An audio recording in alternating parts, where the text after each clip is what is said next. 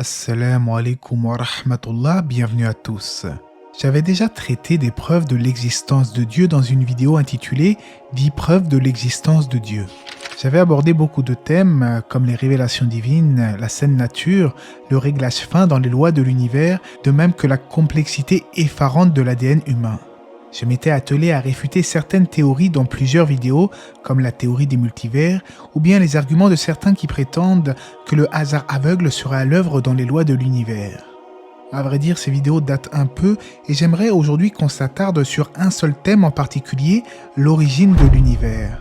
J'apprécie ce thème car d'aussi loin que je me souvienne, mes questions existentielles avant que je ne sois musulman tournaient toujours autour de la question de la provenance de la matière. Vous l'avez peut-être compris, ce sujet me passionne profondément, alors installez-vous confortablement, on en parle tout de suite, après la petite intro.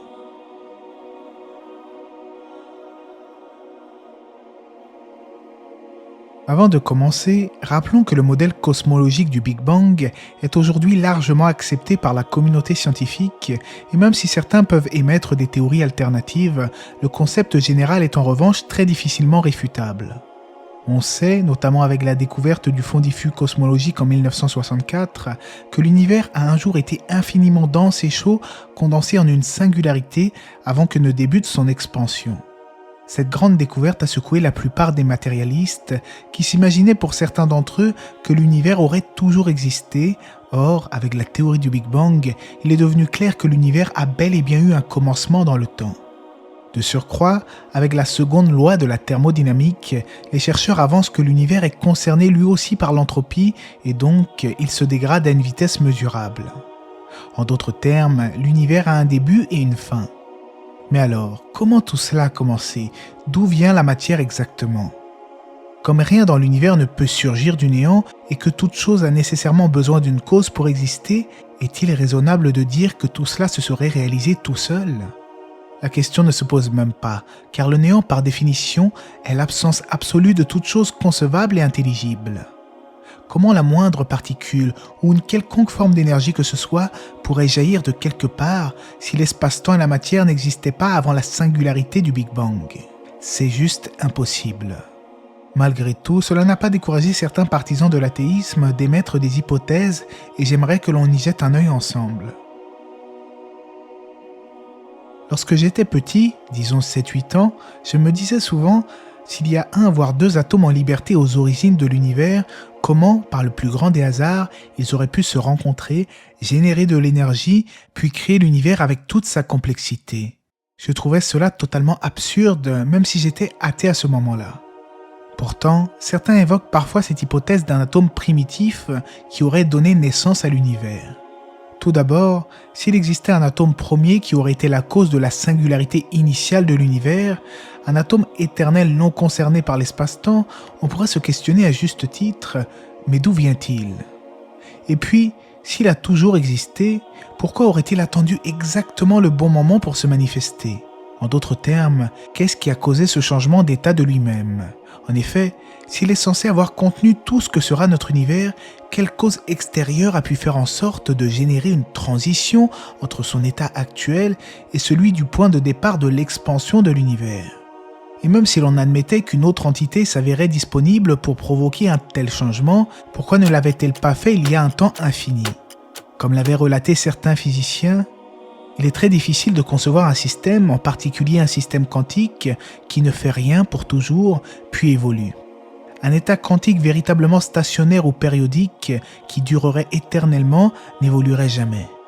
Mais alors, qu'est-ce qui pourrait bien être la cause de la singularité initiale, c'est-à-dire le début de l'expansion de l'univers, si aucune théorie n'arrive à expliquer ce brusque commencement? Eh bien, la seule et unique explication, comme vous le savez certainement, c'est l'existence d'un créateur, un créé, qui lui-même ne fait pas partie de sa création. Pour encore mieux illustrer mes propos, je me permets de vous retransmettre un résumé des arguments d'Avicenne sur l'existence d'Allah. Suivez bien car le syllogisme est assez long, je vais essayer d'aller doucement. Quelque chose existe. Tout ce qui existe est soit possible, soit nécessaire. Si cette chose qui existe est nécessaire, alors il y a un existant nécessaire. Tout ce qui est possible a une cause, donc si cette chose qui existe est possible, alors elle a une cause. La totalité des choses possibles est soit nécessaire en soi, soit possible en soi. La totalité ne peut être nécessaire en elle-même puisqu'elle n'existe que par l'existence de ses membres. Ainsi, la totalité des choses possibles est possible en elle-même. Donc, la totalité des choses possibles a une cause. Cette cause est soit interne à la totalité, soit externe à celle-ci. Si elle est interne à la totalité, alors elle est soit nécessaire, soit possible. Mais elle ne peut pas dans ce cas être nécessaire, car la totalité est constituée de choses possibles.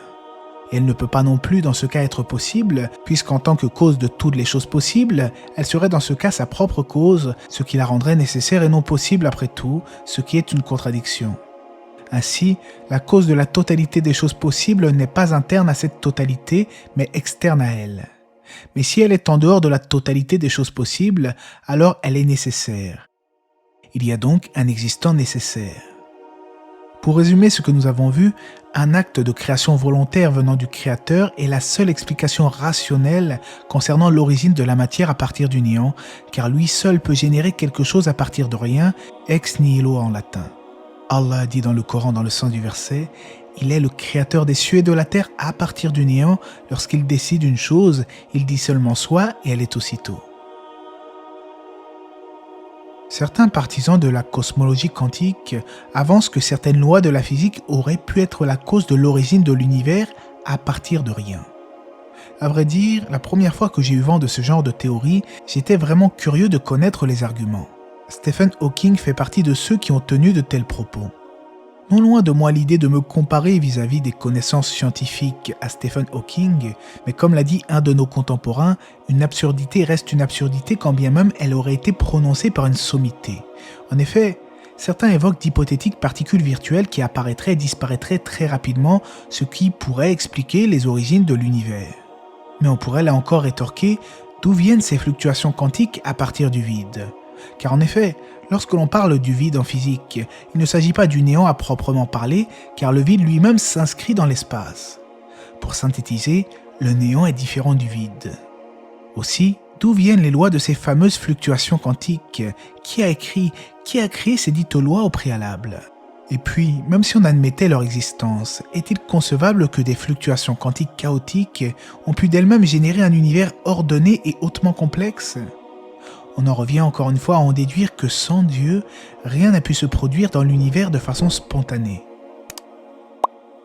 Le fait que l'univers ait bien eu un commencement, qu'il a été finement réglé pour y laisser proliférer la vie, et que ce dernier a vu son expansion s'accélérer mystérieusement, demeure encore un mystère pour la communauté scientifique.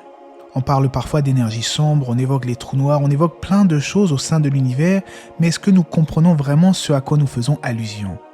En effet, Allah nous a accordé que peu de science. Il faut rester humble par rapport aux découvertes que nous faisons, car malgré l'avancée des sciences, jamais nous ne pourrons véritablement comprendre tout ce qu'il y a au sein de la création divine. C'est pour cela que dans une prochaine vidéo, je parlerai des ajustements fins qui sont à l'œuvre dans l'univers, des nombres tellement improbables qu'il serait totalement fou d'oser évoquer le hasard aveugle.